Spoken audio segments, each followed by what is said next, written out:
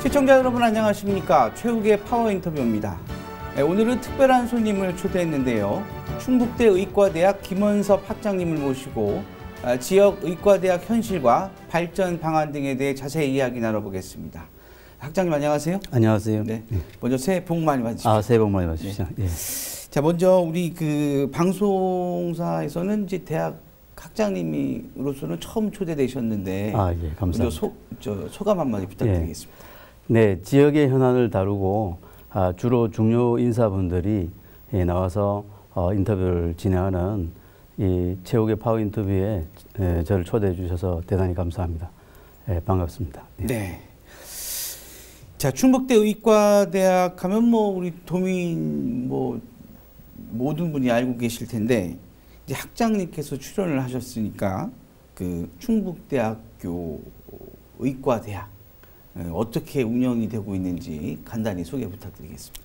예, 충북대학교는 국립대학으로서 정부에서 이제 여러 희귀 질환이라든지 또 취약 의료를 담당하는 그런 이제 임무를 띠고 나라에서 만든 대학입니다. 네네. 그래서 지역의 여러 가지 공공의료라든지 취약의료 또 나아가서 지역 주민들의 건강을 위해서 열심히 이제 연구와 학생 교육에 매진하도록 그런 취지로 만들어진 국립대학입니다. 네. 예. 몇 개 지금 학과가 있죠? 내과, 외과, 산부인과를 포함해서 기초도 있고, 거의 거의 한 30개 가까운 학과가 있습니다. 예. 일반 국립대학교의 어떤 시스템은 다 갖췄다고 볼 수 있죠? 그렇습니다. 예. 충북대 우리 학장님께서도 이제 가장 걱정과 염려를 하시는 거겠지만 코로나19 사태가 갈수록 장기화되고 있어서 이 걱정이 참 도민들뿐만 아니라 국민들의 걱정이 큰일입니다. 코로나19 상황에 대학 교육도 변화가 많이 되고 있을 텐데요. 일단 또 비대면 수업도 많이 계속 장기화될 테고 의과대학의 경우는 어떤가요? 예, 저희도 여태 경험해 보지만은 코로나19 사태로 인하여 의과대학 특성상 실습과 현장 교육 위주로 되어야 되는데 갑작스럽게 닥친 이제 이런 사태로 인하여 교수님들과 학생들도 상당히 처음에는 당혹스럽고 또 비대면으로 이제 강의를 진행해야 되고 또 이런 어려운 상황에서도 실습은 또 대면을 해야 되기 때문에 물론 학생들의 방역 지침을 잘 지킨다 하더라도 혹시 생길지 모르는 그 위험 때문에 상당히 애로사항이 많았지만 그래도 그 지역 의료와 또 학생 1차 진료를 담당하는 의사를 만드는 이런 학생 교육의 목표를 주안점으로 삼아서 어렵지만 슬기롭게 대처해 가고 있습니다. 네. 코로나19 우리 학자님께서 예상하시기에는 종식이 조만간 되겠나요? 아니면 장기화 되겠나요? 예, 저도 이제 소아청소년과 교수고 전공은 좀 다르지만 그런 이제 이런 바이러스라든 감염 계통을 이제 좀 직간접적으로 경험하는 전문가로서 또 저보다 더 훌륭하신 중앙에 계시는 이제 이런 전문가들의 의견을 들으면 여러 이제 전문가들이 이야기하셨지만 앞으로 이 나중에는 큰 하나의 그 팬데믹이 이제 유행을 한 번 더 했다가 감기처럼 또는 독감처럼 일상생활에 흔히 이야기하는 위드 코로나로 가지 않을까 조심스럽게 예측들을 하고 있습니다. 예.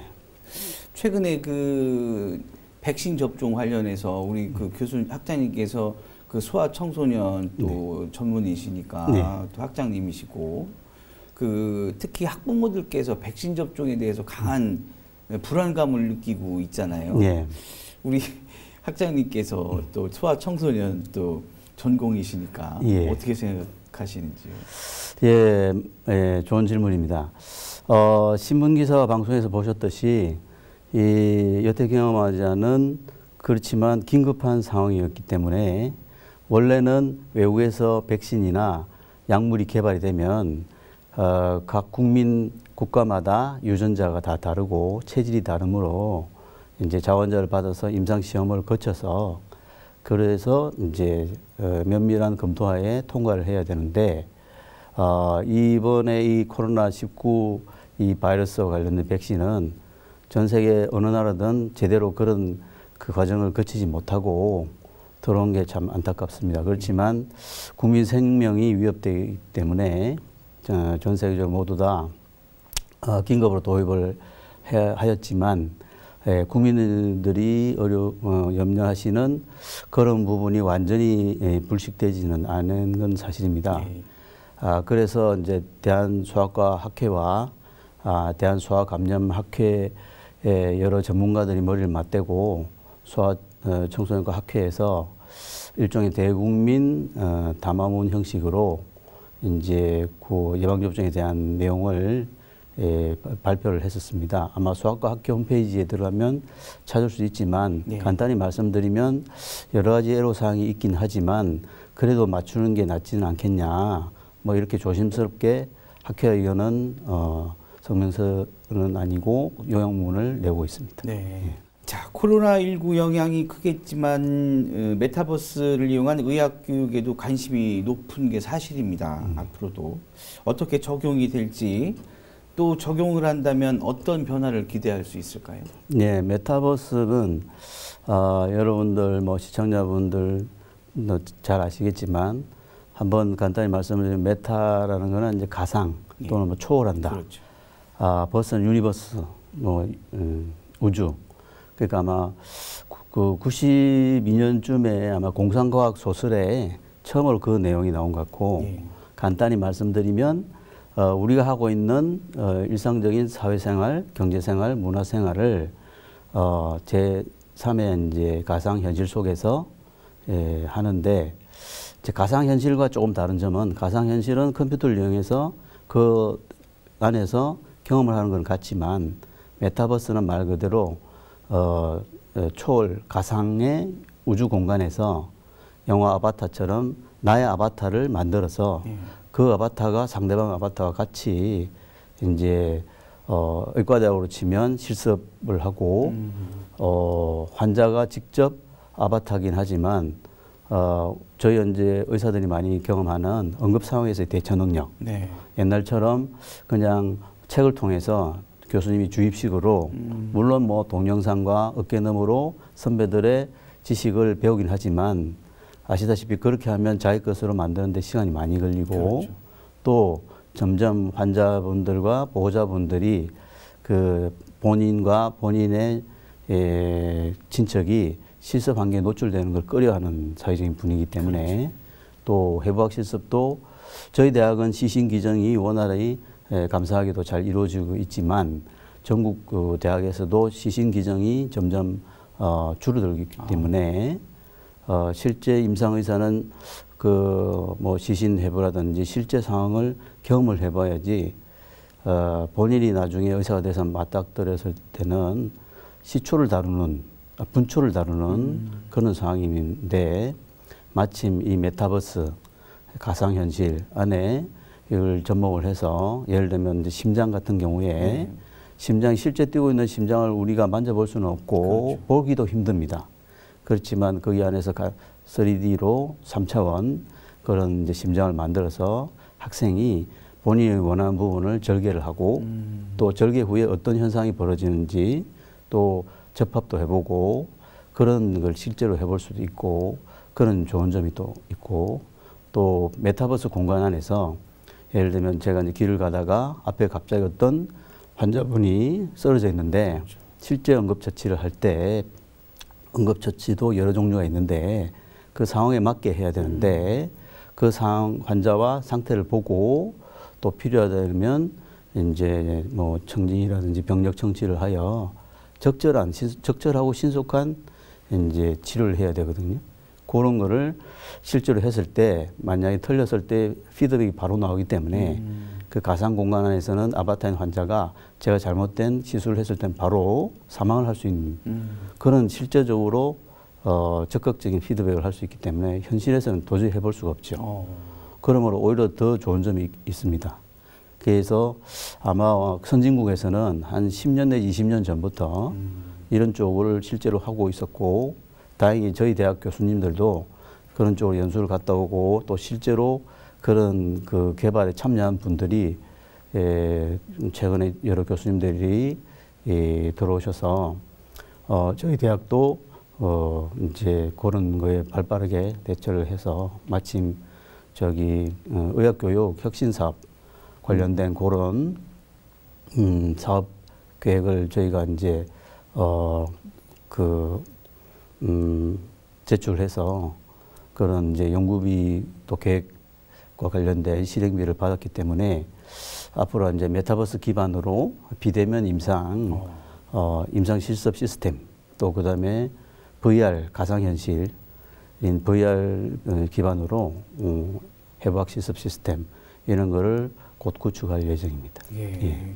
학장님께서 보시는 그 지방의대, 뭐 사실 뭐 전문가들이 볼 때 지방의대 굉장히 좀 어둡다라는 것을 많은 의견들이 공통된 의견인데 우리 학장님께서는 어떻게 생각하시는지요?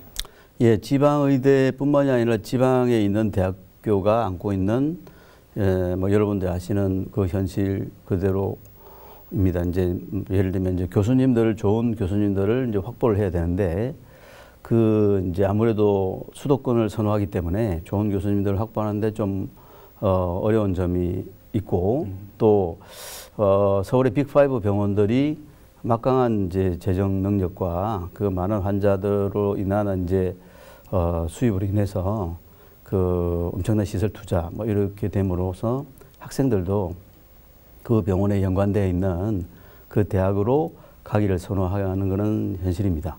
또 그 다음에 만약에 이제 그 대학을 지원했다가 이제 의과대학은 의학과와 의학과로 나눠져 있는데 의학과 1학년 때 반수를 한다든지 재수를 해서 다시 수도권 쪽으로 가는 그런 현실이 있는데 코로나19 사태가 되니까 비대면으로 학생들이 학습을 하여 공부할 시간이 더 많아져 가지고 더 많은 이탈이 있는 것은 사실입니다. 그렇지만 다행히도 이제 의과대학은 특성상 전국 의과대학 학장협의회도 있고 의학교육 학회가 상당히 잘 되어 있고요.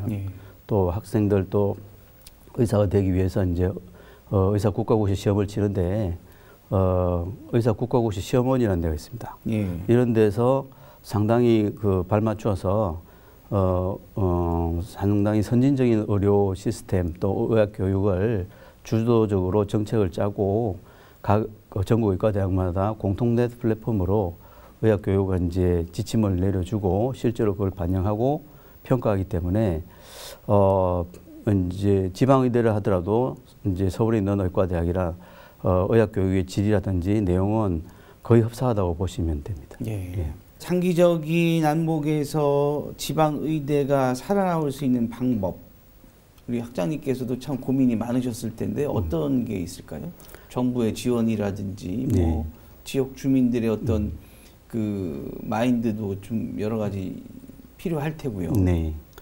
예, 지방의대가 이제 살아남으려면 앞서 말씀드렸듯이 이 좋은 교수진을 확보를 해야 되는데 물론 좋은 교수진이 이제 남아서 열심히 하는 교수님도 있지만 이제 우리나라 특성상 수도권으로 다 몰리는 이제 그런 이제 특징이 있어서 의과대학은 일정하게 그 교육부에서 내려주는 의과대학 교수 정원 인원을 안정적으로 좀 확보를 해줘야 되지 않을까. 그래야지 좋은 교수님들을 이제 그 교수 요원으로 계속 이제 노력해 주십사 이제 이렇게 이야기를 드릴 수 있고, 두 번째는 지방의대들이 대부분 그 입학 정원이 적습니다.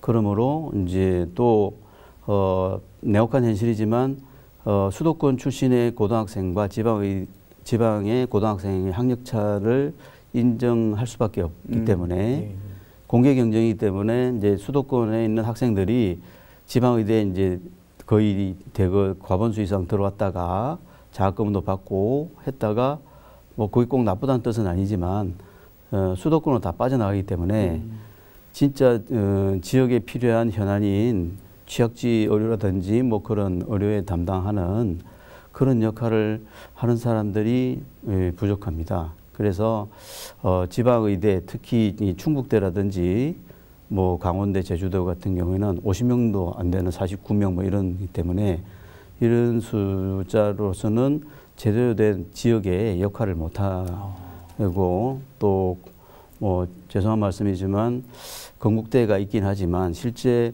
그 학과 수업이라든지 실제 임상 실습은 다 서울서 하고 또 실제로 하고 난 다음에 다시 서울에 있는 병원으로 남기 때문에 아마 정치권과 여러 시민단체 학계에서도 이야기했듯이 다시 시정 조치를 하라고 아마 내려졌던 걸로 기사를 보고 저도 알았습니다. 네. 실질적으로 지역의 의료를 담당하는 충북의대는 인원이 49명밖에 안 되기 때문에 그중에 대부분이 또 이제 수도권 학생이라 실제로 그 학생들이 나와서 여기 남아야지 또 후배들한테 좋은 그렇죠. 본보기가 되고 좋은 어드바이스를 해주고 귀감이 되는데 학생들은 열심히 또 하더라도 뭐 어떤 문제점이나 고충사항을 의논한 선배들이 좀 부족하고 또 그러니까 또 이 친구들도 다시 이제 또 이렇게 서울로 가거나 그런 또 악순환이 되고 또 실제로 의사라는 직책은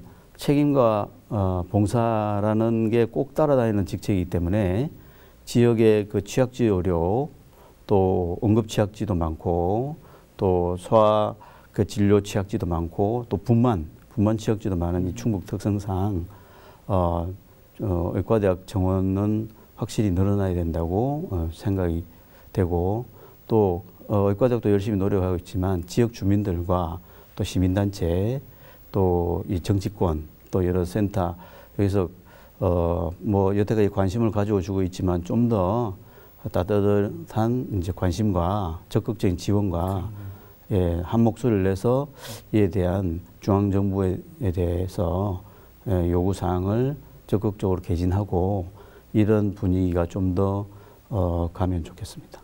정원 증원을 위해서는 이제 의사, 과학자에 대한 지원도 활성화돼야 된다는 시선이 많습니다. 네. 일반적인 임상 의사와는 어떤 차이가 있죠? 네, 일반적인 임상 의사는 말 그대로 이제 환자 질병을 가진 환자가 왔을 때 네. 진짜 이 질환이 맞는지 신속하고 정확하게 진단을 내리고 아시다시피 이제 신속히 치료를 하고 이제 그런 이제 역할을 하는 분이 임상 의사고 이제 지금 코로나19 사태로 인해서 신문 방송을 통해서 여러 이제 국민들이 많이 이제 보도에 접했겠지만 이런 대규모 이제 전염병이라든지 국가 기반 자체를 흔들 수 있는 이런 이제 대규모 이제 유행병이 왔을 때에 대한 대비 또 대책 또 치료제 또 백신 개발 이런 거를 담당할 때는 의사이자 과학자인 사람들이 필요합니다. 네. 그래서 정부에서도 그걸 많이 이제 필요성을 느끼고 그런 쪽으로 이제 지원을 하자고 하지만 갑자기 이제 그걸 확대해서 한다고 해서 그렇게 이제 지원하는 사람을 모집하기는 힘들기 때문에 앞으로 이번 코로나 사태를 기점으로 의사 과학자를 양성하는 이제 그런 체계를 갖춰야 되고 특히 이제 우리 충청북도는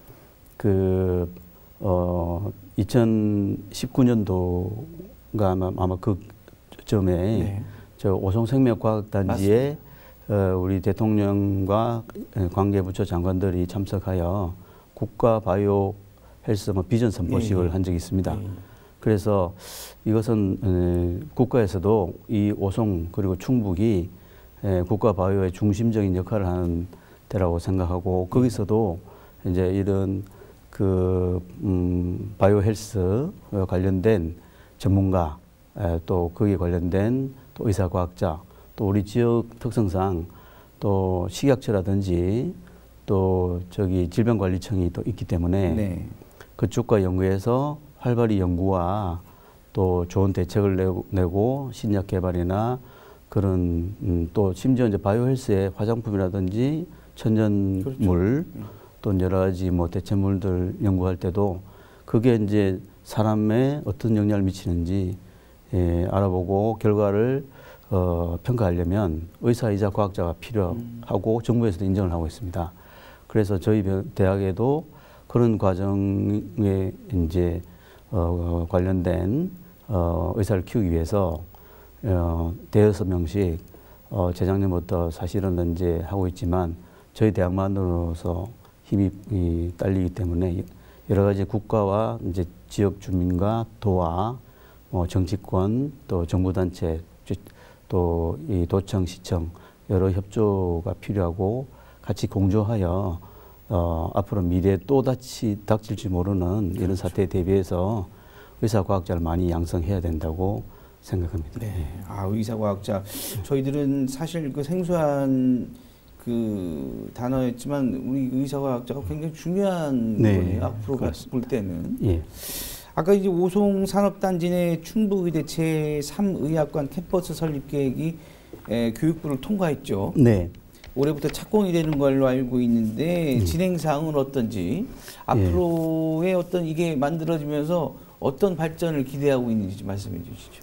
예, 아까 말씀드렸듯이 2019년도 5월에 오송생명과학단지에서 바이오헬스 국가비전 선포식을 이제 대통령과 관계부처 장관이 와서 이제 하였고, 그래서 이제 이 오송이 국가 바이오의 이제 중심이라는 것을 이제 명확히 이제 알리게 된 하나의 행사였습니다. 그래서 저희 의대도 이제 계신 충북대 캠퍼스가 넓긴 하지만 이제 의과대학의 많은 이제 시설과 연구 장비들과 이렇게 해서 이제 계신 캠퍼스가 협소하기도 하지만 오송의 시각처라든지 또 바이오헬스 여러 기업들이 많이 들어있고 또 질병관리청도 있으므로 의과대학 특성상 의예과와 의학과로 나눠 있는데 의예과에서 먼저 이제 그런 바이오헬스라든지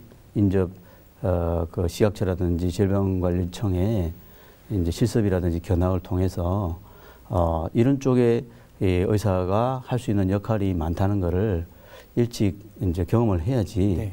앞서 말씀드린 이제 의사과학자라든지 이런 분야로 가게 되는데 일찍부터 이제 그냥 본과 와 또는 이제 임상 의사와 접해버리면 그런 그 보지 못한 그런 경험을 가지고는 의사과학자를 선뜻 지원하기가 힘듭니다. 네. 예, 그래서 저희는 발빠르게 그 2020년도에 의학관 건립 부지를 입주 승인 신청을 해서 이제 받았고 이제 2020년 11월에 교육부에 이제 의학 캠퍼스를 그 오송 산업단지 내 캠퍼스 이제 설립 허가를 신청하여 작년 봄에 이제 허락을 받았습니다. 그래서 작년 이제 말부터 이제 착공이 들어와서 열심히 공사를 하고 있습니다. 네. 예. 그 충북대 학장님으로서 이제 보면 우리 그 주민들이 충북대학교 병원을 사실 애정을 갖고 많이 이용을 해줘야 당연한데 네. 예. 이게 보면 사실 뭐 어떤 무슨 큰 병이다 그러면 서울로 가는 게 당연하다는 생각이 사실 있어요. 네. 우리 이제 학장님으로 오셨으니까 충북대 병원의 현재의 어떤 시스템이 우리가 어느 수준이다 라는 걸 한번 우리 시청자 여러분께 얘기를 한번 해주시죠. 예, 저도 지난번에 보니까 충북대 병원장인 우리 최영석 교수님이 나와서 이제 충분히 많이 설명을 드린 것 같고 저도 이제 그 내용을 이제 시청을 하고 왔습니다. 충북대 의대 학장이 뭐 병원에 여러 가지를 이제 뭐 직접적으로 세세하게 말씀드리기는 힘들지만 또 충북대 병원 이사회가 있는데 이사회에 의장은 충북대 총장님이시고 그 이사회에 이제 제가 또 학장으로서 네. 위원님으로 이제 병원 현안을 보고받고 또 논의할 기회는 있었습니다. 그래서 아마도 지금 아시다시피 일명은 이제 암센터로 하는 저 의생명 뭐 저는 그 병동을 네. 아마 우리 충북대 최영석 학장이 열심히 또 여러 도와 중앙부처의 협조하에 열심히 해서 공기를 조금 앞당겨서 완공을 하려고 하고 있습니다. 그 사업도 전전 병원장님이 중앙부처와 노력을 해서 이제 따온 사업이므로 예, 맞습니다. 지금 말씀하셨듯이 그 여기서 치료할 수도 있는데 뭐 홍보가 덜 된 면도 있었겠지만 여러 장비나 시설 또 건물 그런 게 있어야지 지역 주민들이 예, 오기 때문에 그런 아마 그런 센터 사업을 영광스럽게 우리가 이제 정당한 실력으로 따왔고 곧 그게 완공되면 뭐 KTX나 뭐 이제 시외버스, 고속버스를 타고 굳이 서울까지 가서 그런 이제 진료를 받지도 않는 날이 곧 올 거로 생각되고 실제로 저희도 교수 공채를 하다 보면 참 훌륭하고 좋은 젊은 의사분들이 진짜 연구도 많이 하고 환자를 보면서 연구하면서 논문 쓰기는 상당히 힘든데도 그렇죠. 상당히 그걸 많이 해서 아마 제가 인터넷으로 기사를 봤지만 충북의대 논문 편수가 점점 늘어나서 예, 뭐 전국에서 몇 번째 손꼽을 정도로 최근에 늘어난 것도 아마 충북대병원이 열심히 그렇게 센터 사업도 하고 좋은 교수 요원들을 이제 모집을 해서 함으로써 지역 주민들한테 신뢰감을 주고 또 실제로 치료 결과도 좋으니까 점점 그런 좋은 결과가 나오는 것으로 생각됩니다. 네. 예. 자, 마지막 질문으로 우리 학장님 앞으로 학장님으로서 어떤 계획을 갖고 계시는지.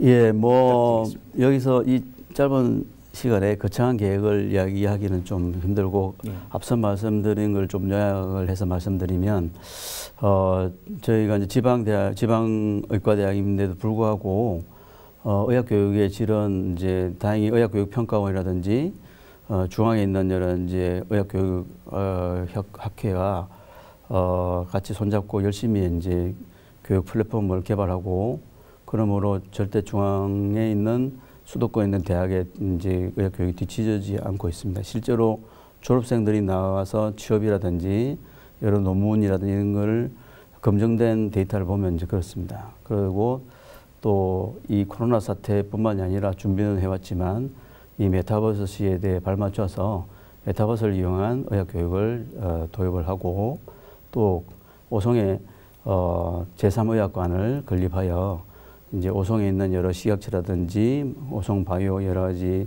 사업체 또 질병관리청과 협력을 해서 또 거기에 많은 현장 실습을 또 경험을 한 좋은 의사과학자를 양성할 수 있도록 또 노력을 하겠습니다. 그리고 지금도 국가 여러 가지 사업을 많이 의과대학과 또 병원도 많이 그 사업에 의향서를 제서 좋은 결과물을 내고 있음으로써 앞으로도 저희 의과대학도 열심히 지금도 열심히 하고 있지만 앞으로도 계속 열심히 할 테니 여러 도민 여러분과 또 뭐 여러 기관 단체 분들 또 시민단체 또 정치권에 있는 여러 분들이 많은 지금도 잘 해주고 있지만 좀 더 따뜻한 격려와 여러 가지 지원과 협조를 해주시면 저희들은 힘을 얻고 더욱더 열심히 할 수 있겠습니다.